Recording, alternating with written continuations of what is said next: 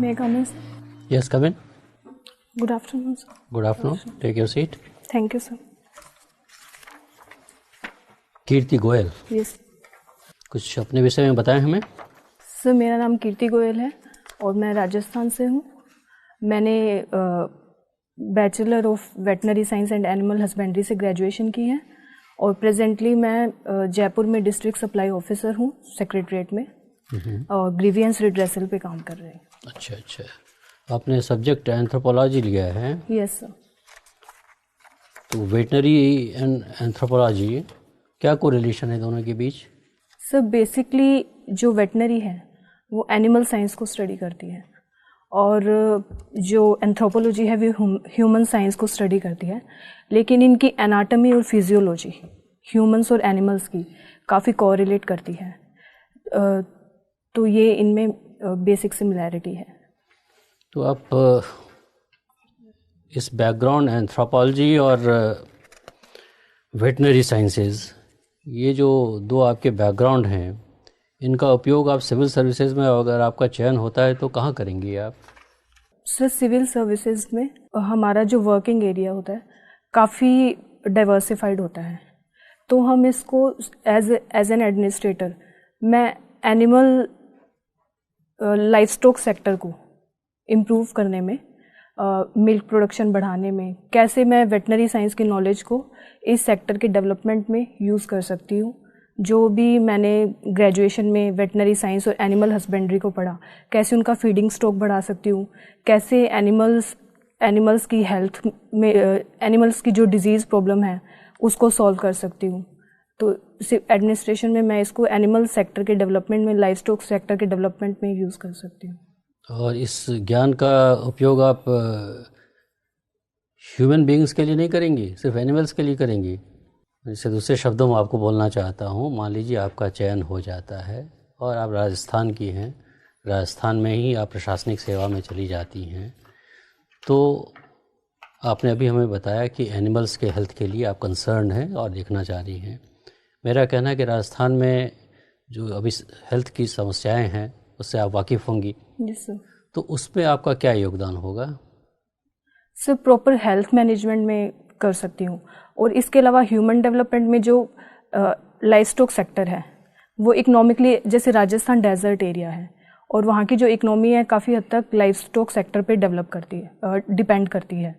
तो ह्यूमन का economic growth कैसे हो सकती है लाइफ स्टॉक सेक्टर की हेल्प से, जैसे कि डेयरी इंडस्ट्री को डेवलप करके या फिर मीट इंडस्ट्री, वूल इंडस्ट्री, इन सब को डेवलप करके जो राजस्थान की इकोनॉमी को कैसे प्रमोट किया जा सकता है, जो इनडायरेक्टली ह्यूमन ग्रोथ से रिलेटेड है। तो चलिए, राजस्थान की महिलाओं के स्वास्थ्य के बारे में क्या बताना चाहेंगी हमें आप?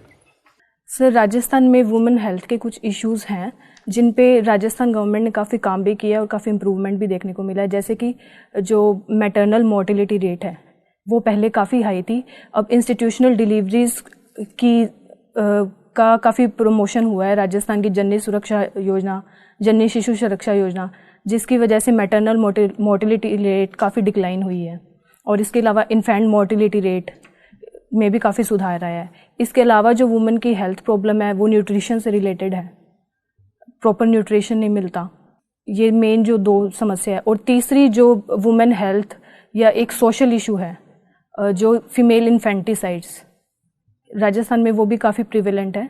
तो ये मेनली 3 इश्यूज़ हैं। अच्छा, ये बताएं, प्रायः समझा जाता है कि हमारे यहाँ हेल्थ केयर बहुत ही महंगा हुआ है। अगर आप बीमार पड़ना अफोर्ड नहीं कर सकती, आप बीमार अगर पड़ गई इस अपने देश में, तो आपको हेल्थ केयर के नाम पे बहुत पैसा खर्च करना पड़ता है। तो अगर आप प्रशासनिक सेवा में आती हैं तो कौन से कंक्रीट स्टेप्स लेंगी कि अफोर्डेबल आप हेल्थ सर्विसेज आप दे पाएंगी? सर, बेसिकली 3 स्टेप्स लूँगी मैं हेल्थ सिस्टम को प्रमोट करने के लिए, ताकि हम उसको अफोर्डेबल बना सकें। सर, फर्स्टली जो गवर्नमेंट स्कीम्स हैं, जैसे राष्ट्रीय स्वास्थ्य बीमा योजना है जो हेल्थ इंश्योरेंस प्रोवाइड करती है पुअर सेक्टर को, तो सर उसका प्रॉपर इम्प्लीमेंटेशन करना और जो हमारी जनरल पब्लिक है उसको इसके बारे में अवेयर करना, क्योंकि जो सबसे बड़ी दिक्कत देखने में आती है वो ये है कि लोग अवेयर ही नहीं है कि उनके लिए कोई हेल्थ इंश्योरेंस स्कीम भी है। तो मैं एज ए एडमिनिस्ट्रेटर इस स्कीम को प्रमोट करूँगी ताकि लोग हेल्थ इंश्योरेंस ले, जिससे उनका जो आउट ऑफ पॉकेट एक्सपेंडिचर है कम हो सके। और सर इसके अलावा मैं पब्लिक हेल्थ सिस्टम और प्राइवेट हेल्थ केयर इन दोनों में कोलैबोरेशन करूँगी ताकि जो प्राइवेट हेल्थ सिस्टम है वो भी लोगों के लिए कुछ हद तक अफोर्डेबल हो सके। और सर थर्ड मेन जो समस्या देखने को आती है सामने वो डॉक्टर्स की अवेलेबिलिटी नहीं होना, प्रॉपर हेल्थ इंफ्रास्ट्रक्चर नहीं होना। तो सर मेरे लिए ये भी एक इम्पॉर्टेंट इशू रहेगा। ये भारत सरकार ने अभी हाल फिलहाल में एक बड़ा ही साहसिक कदम उठाया है हेल्थ सेक्टर में, पता होगा आपको। Yes sir. तो आपका क्या विचार है, ये जो कदम भारत सरकार ने उठाया है ये प्रशंसनीय है, और दूसरा ये क्या कदम इम्प्लीमेंटेबल है? सर ये कदम प्रशंसनीय है क्योंकि ये हेल्थ इंश्योरेंस प्रोवाइड कराता है 5 करोड़ फैमिलीज़ को। और सर इसके इम्प्लीमेंटेशन के लिए ये स्कीम है क्या ये? Sir Ayushman Bharat scheme. हाँ, क्या है स्कीम के बारे में कुछ बताएंगे हमें? आपने कहा ना 5 करोड़ जनता को कवर करते हैं, इस सिटीजन्स को। स्कीम के फीचर्स क्या हैं? कुछ इंश्योरेंस की बात है इसमें कुछ? यस सर, हेल्थ इंश्योरेंस की बात है। जो एक मिनिमम प्रीमियम जो पुअर फैमिलीज़ हैं उनको भरना पड़ेगा, ऑलमोस्ट 1000 रुपीज़ एनुअल है सर। डाटा मैं श्योर नहीं हूँ थोड़ा। और सर इसमें सॉरी सर, मेरे को इसके प्रोविज़न याद कोई नहीं। बात नहीं। कीर्ति, आप तो डिस्ट्रिक्ट सप्लाई अफसर है ना? Yes sir. सप्लाई में आधार की क्या भूमिका है? सर आधार कार्ड ने डिस्ट्रिक्ट सिविल सप्लाई में काफ़ी इम्पोर्टेंट रोल प्ले किया है। सर इनिशियली जो इंक्लूज़न और एक्सक्लूज़न एरर्स थे कि जो बेनिफिशियरी की प्रॉपर टारगेटिंग नहीं हो पाती थी, जो पुअर थे वो इंक्लूड नहीं हो पाते थे और जो फेक बेनिफिशरीज थे वो इंक्लूड हो जाते थे, तो आधार ने उसको ख़त्म किया है। और सर इसके अलावा जो इशू था बोगस राशन कार्ड या जो फेक बेनिफिशरीज आ जाते थे, आधार ने उनको भी आइडेंटिफाई किया है। और सर इसने एक ऐसा प्लेटफॉर्म प्रोवाइड किया है कि जिससे पब्लिक डिलीवरी सिस्टम एफिशिएंट हो सके और लोगों को राशन या अदर सिविल सप्लाईज हैं जैसे चीनी, कैरोसिन, उनकी प्रॉपर डिलीवरी हो सके। अच्छा, जो बातें आपने बताई, क्या आधार के बिना ये सब संभव नहीं है? सर आधार के बिना सर जो इश्यूज थे, जैसे लीकेजेस हो रही थी, डाइवर्जन हो रहा था सप्लाईज का, और इसके अलावा सर होर्डिंग और ये मतलब राशन डीलर्स की जो अकाउंटेबिलिटी थी या जो एडमिनिस्ट्रेशन की अकाउंटेबिलिटी थी वो हम प्रॉपरली इंश्योर नहीं कर पा रहे थे। लेकिन अब ट्रांसपेरेंट मैनर में हम food and civil supplies ensure कर पा रहे हैं आधार के इंट्रोडक्शन से। यानी आपके ओपिनियन में आधार जरूरी है? जी सर। चलिए, आपने तो एंथ्रोपोलॉजी पढ़ा हुआ है ना? सोशियोलॉजी और एंथ्रोपोलॉजी दोनों में क्या अंतर है? सर सोशियोलॉजी है जो मॉडर्न ह्यूमन सोसाइटीज़ को स्टडी करती है, जबकि एंथ्रोपोलॉजी प्रिमिटिव और मॉडर्न ह्यूमन सोसाइटीज़ दोनों को स्टडी करती है। एंथ्रो का अर्थ क्या होता है?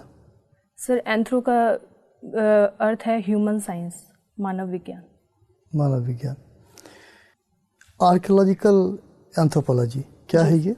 सर आर्कियोलॉजिकल एंथ्रोपोलॉजी स्टडी करती है जो ह्यूमन रिमेन्स या मटेरियल रिमेन्स जो हमें एक्सकेवेशन से मिलते हैं, जिसके थ्रू हम प्रिमिटिव सोसाइटीज़ को स्टडी करते हैं। फॉर एग्जांपल, अगर हड़प्पा के रिमेन्स मिल रहे हैं तो हम उनकी सोसाइटीज़ को स्टडी करते हैं कि कैसा उनका रहन सहन था, कैसा उनका खान पान था, क्या उनका कल्चर था। तो ये सब स्टडी करने में हेल्प करती है आर्कियोलॉजिकल एंथ्रोपोलॉजी। तो इतिहास वाले भी तो यही काम करते हैं, तो इतिहास और आप में क्या अंतर है? चलिए कोई बात नहीं, आप मुझे दूसरे, ये कल्चरल एवोल्यूशन सुना है आपने? Culture evolution? हाँ। Yes sir. क्या है ये? सर ये कल्चर का एवोल्यूशन शो करता है कि कैसे सोसाइटीज़ डेवलप हुई। फॉर एग्जांपल, अगर हम देखें कि जो मैरिज का सोशल सिस्टम है वो कैसे डेवलप हुआ, जैसे पहले प्रोमिस्क्यूसिटी थी। नहीं, आप अपने, मैं तो सीधे आपके सिलेबस से ही क्वेश्चन पूछ रहा हूँ। जी सर। वहाँ कल्चर एवोल्यूशन में हाँ जी, प्री हिस्टोरिक कल्चर के बारे में बात की गई है। जी सर। आप तो सीधे मॉडर्न पर आ गई, प्री हिस्टोरिक कल्चर के बारे में। जी तो सर। प्री हिस्टोरिक कल्चर का अर्थ क्या हुआ? सर प्री हिस्टोरिक कल्चर है जो आदि मानव थे, सर उनका क्या कल्चर था। जैसे कि हम पढ़ते हैं कि इनिशियली जो था वो कम्युनिटी या एसोसिएशन की भावना नहीं थी। एक जो सेडेंट्री लाइफस्टाइल था वो फॉलो किया जाता था। फिर धीरे धीरे कैसे कम्युनिटी एसोसिएशन शुरू हो गया। डिफरेंट एजेस हैं, अलग अलग काल हैं। Yes sir. जैसे पूरा पाषाण काल है, इस तरह कुछ पता है आपको? क्रमानुसार मुझे बताएंगे कौन कौन थे? Yes sir. Sir lower Palaeolithic period था, फिर मिडल पेलियोलिथिक पीरियड आया, उसके बाद अपर पेलियोलिथिक पीरियड आया सर, फिर हड़प्पा इंडस सिविलाइजेशन आई। मेसोलिथिक छोड़ देंगे हम, मेसोलिथिक पीरियड। Sorry sir. चलिए कोई बात नहीं, इसको छोड़ते हैं। ब्राइड प्राइस तथा डॉरी, क्या अंतर है दोनों में? सर ब्राइड प्राइस जो था, जो ट्राइबल सोसाइटीज़ थी उसमें प्रिविलेंट था, जो कि वुमेन की एक फैमिली में इम्पोर्टेंस को शो करता था कि वुमेन एक फैमिली का एसेंशियल पार्ट है, और जब उसकी मैरिज होती है तो जो लड़के वाले होते हैं वो लड़की की फैमिली को कुछ प्राइज देते हैं, क्योंकि जो वुमेन है उनके इकोनॉमिक लड़के के फैमिली को देते हैं या लड़के का फैमिली लड़की की फैमिली को देता है? लड़के की फैमिली लड़की की फैमिली को देती है। लड़की की फैमिली को देते हैं। और डॉरी में क्या होता है? और सर डॉरी आज डेवलप हो गई है एक सोशल एविल के थ्रू, जिसमें जो मैरिज है उसको एक बिजनेस की तरह ट्रीट किया जाता है, जिसमें लड़की मैं तो दोनों में जस्ट डिफरेंस पूछा था, इतना एलाबोरेशन नहीं। आपने उसमें कहा जो लड़के द्वारा लड़की की फैमिली को दिया जाना ब्राइड प्राइस, तो ठीक उसका उल्टा दहेज में, डॉरी में यही लग रहा है। हाँ चलिए कोई बात है, एक सवाल का और जवाब दे दीजिए। मेलिनोस्की और रेडक्लिफ ब्राउन, क्या अंतर है दोनों में? सर मेलिनोस्की एंथ्रोपोलॉजिस्ट थे जिन्होंने फंक्शनलिज्म थ्योरी दी थी, जिन्होंने बताया था कि जो सोसाइटी है उसका वो सोसाइटी जो बनी है वो ह्यूमन नीड्स को पूरा करने के लिए बनी है। ह्यूमन की अलग अलग नीड्स हैं, उसके लिए सोशल सिस्टम्स बने हैं, जैसे कि उस ह्यूमन की बायोलॉजिकल नीड्स है, ह्यूमन की सोशल नीड्स है। जबकि जो रेडक्लिफ ब्राउन थे उन्होंने स्ट्रक्चरल फंक्शनलिज्म का कॉन्सेप्ट दिया था। उन्होंने कहा था कि उन्होंने इंडिविजुअल से ऊपर सोसाइटी को रखा था। उन्होंने कहा था कि इंडिविजुअल सोसाइटी का एक पार्ट है जो सोशल स्ट्रक्चर को मेंटेन करने के लिए एक रोल प्ले करते हैं। जैसे कि हमारा बायोलॉजिकल सिस्टम है, हमारी बॉडी को मेंटेन करने के लिए जैसे सेल काम कर रही हैं, वैसे सोशल स्ट्रक्चर को मेंटेन करने के लिए ह्यूमन काम कर रहे हैं। चलिए ठीक है। कीर्ति कैसा महसूस कर रही हैं? सर एक्चुअली मेरी तबीयत ख़राब है आज। कोई बात नहीं। मैं आपका ना इस डिटेल एप्लीकेशन फॉर्म को देखकर समझने की चेष्टा कर रहा था। मुझे दो छोटी छोटी जानकारियाँ दीजिए। पहले तो